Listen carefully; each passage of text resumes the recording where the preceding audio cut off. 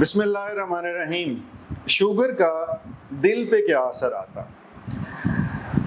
Sugar کے مرض تمام ان چیزوں کو افیکٹ کرتا ہے جس کو خون کی سپلائی جا رہی ہے، اور وہ ہمارے جسم کے ہر حصے کی بات سچ ہے۔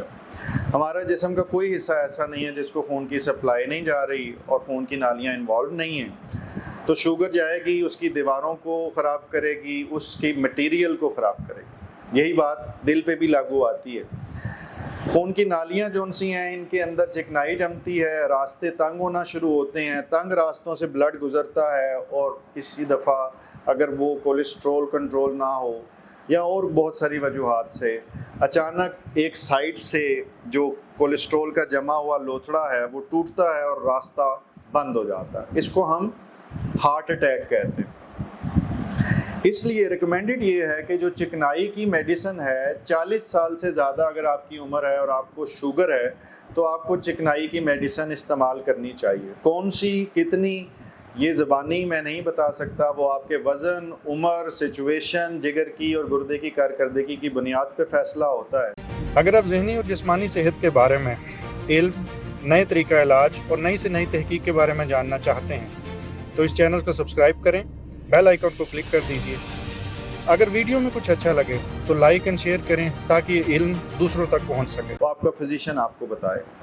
خون پتلا کرنے کی بھی دوائی جو سی وہ استعمال تو کرنی چاہیے، بٹ کتنی، کب روکنی ہے، کون سی کرنی ہے، یہ فیصلہ بھی ہر انسان کے لیے تھوڑا سا مختلف ہو جاتا ہے۔ کوشش یہ کیجیے کہ اگر آپ کو شوگر ہے تو آپ بجائے یہ کہ دل کے کسی مرض کا ہونے کا انتظار کریں، آپ اسے ہونے ہی نہ دیں۔ اس کا طریقہ کار ایک شوگر کا اچھا کنٹرول ہے، دوسرا یہ ہے کہ آپ چکنائی کی میڈیسن استعمال کریں، چکنائی کا بھی ٹیسٹ کریں جب آپ شوگر کا چیک کرواتے ہیں، ایکسرسائز کریں، ہلکی ایکسرسائز سے شروع کریں اور آہستہ آہستہ جاگنگ 35 منٹس کی ایکٹیو ایکسرسائز تک اس کو لے کے جائیں۔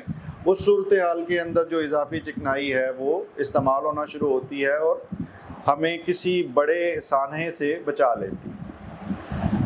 اس کے بعد نیند پوری کرنا بھی ہیلپ کرتی ہے، اور زندگی میں اگر ممکن ہو سکے تو جو چھوٹے موٹے سٹریس ہیں ان سے بھی بچا جائے۔ دل کی رفتار بعض کا بہت تیز ہو تو اس سے بھی دل کا اٹیک ہو جاتا ہے۔ اس طرح کے مرض میں آپ نے بہت سارے سچویشنز میں دیکھا ہوگا کہ کوئی بری خبر سنی، اچانک پریشانی ہوئی، اور اس کے بعد کیونکہ دل کی رفتار تیز چلتی ہے اور اس سے یہ مسئلہ بنتا ہے۔ تو اس لیے صحت مند زندگی کے جو سارے اصول ہیں کہ نیند پوری کریں، ایکسرسائز کریں، خوراک صحت مند کھائیں، شوگر پہ اور بی پی پہ کنٹرول رکھیں، اور چکنائی کی میڈیسن استعمال کریں، اور جہاں آپ کا معالج کہے خون پتلا کرنے والی دوائی بھی استعمال کریں تاکہ آپ کا دل محفوظ رہے۔ پھر شوگر کی وجہ سے گردے کی دل کی خرابی وہ بھی ہوتی ہے جس میں دل پھیل جاتا اور وہ سائز میں بڑا ہو جاتا ہے۔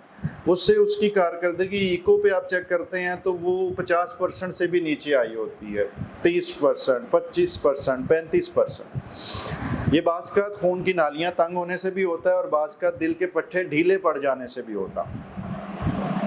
ان میں سے جو بھی مرض ہو اس کا پراپر علاج آپ نے اپنے کارڈیالوجسٹ معالج سے کروانا ہے، اور ساتھ ساتھ شوگر کا خیال رکھنا۔ اللہ تعالیٰ آپ کو مکمل زندگی دے اور دوسروں کی زندگی مکمل کرنے کا شرف عطا کرے۔ شکریہ۔